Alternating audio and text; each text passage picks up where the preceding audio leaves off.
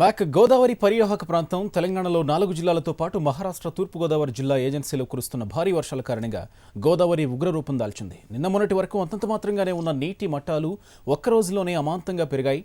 భద్రాచలం వద్ద 52 అడుగులు దాటి రెండవ ప్రమాద హెచ్చరిక దాటింది. దిగువకు వచ్చేసరికి రాజమండ్రి అఖండ గోదావరి ఉగ్రరూపం దాల్చింది. ధవళేశ్వరం ఆనకట్ట వద్ద ఇప్పటికే 12 అడుగులకు చేరుకున్న గోదావరి 175 గేట్లు ఎత్తి 12 లక్షల క్యూసెక్కులకు పైగా నీరు సముద్రంలోకి వదులుతున్నారు. బ్యారేజ్కి ఎగువ ప్రాంతమైన దేవీపట్టణం మండల గ్రామాల్లోకి గోదావరి చొచ్చుకు వెళుతోంది. ఏ క్షణమైనా 40 గ్రామాలకు రాకపోకలు నిలిచిపోయే అవకాశాలున్నాయి. ఎగువ నుంచి వచ్చి పడుతున్న వరద నీరు కోనసీమను ముంచెత్తే ప్రమాదం పొంచి ఉంది. ఇప్పటికే కొన్ని గ్రామాలకు రాకపోకలు నిలిచిపోయాయి. సుమారు 10 గ్రామాలకు పడవలే ప్రయాణాలకు ఆధారమయ్యాయి. ముక్తేశ్వరం తొగరపాయ పొంగి పొర్లడంతో లంక గ్రామాలకు రాకపోకలు నిలిచిపోయాయి.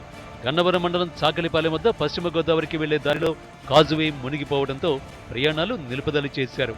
ఈ సాయంత్రానికల్లా ధవళేశ్వరం వద్ద నీటి మట్టం 13 అడుగులు దాటి ప్రవహిస్తుందని రెండవ ప్రమాద హెచ్చరిక పొంచి ఉన్నట్టు అధికారులు చెబుతున్నారు.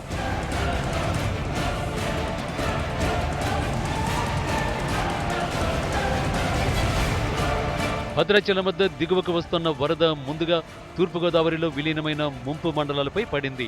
కూనవరం మండలం కొండరాజుపేట వద్ద కాజువైపైకి వరద నీరు చేరింది. దీంతో పలు గ్రామాలకు అక్కడ రాకపోకలు నిలిచిపోయాయి. ఎటపాక మండలం మురుమూరు వద్ద ప్రధాన రహదారిపై ప్రవహిస్తున్న వరద నీరుతో భద్రాచలం కూనవరం మధ్య రవాణా స్తంభించింది. విఆర్పురం మండలంలో చింతరేగుపల్లి కన్నయ్యగూడెం మధ్యలో అడవి వెంకన్నగూడెం తుష్టివారిగూడెం మధ్య రహదారిపైకి వరద నీరు చేరడంతో ఎక్కడికక్కడ ట్రాఫిక్ స్తంభించింది.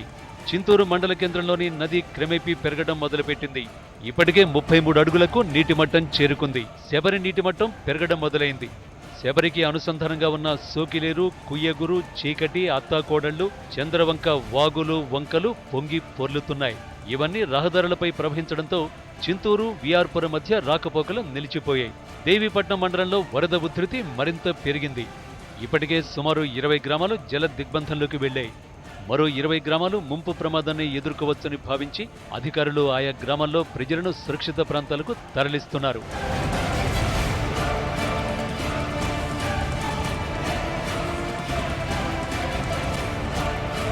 ఇక ఇప్పటికే రాజమండ్రి నుంచి భద్రాచలం పాపికొండల పర్యాటకాన్ని నిలిపేశారు.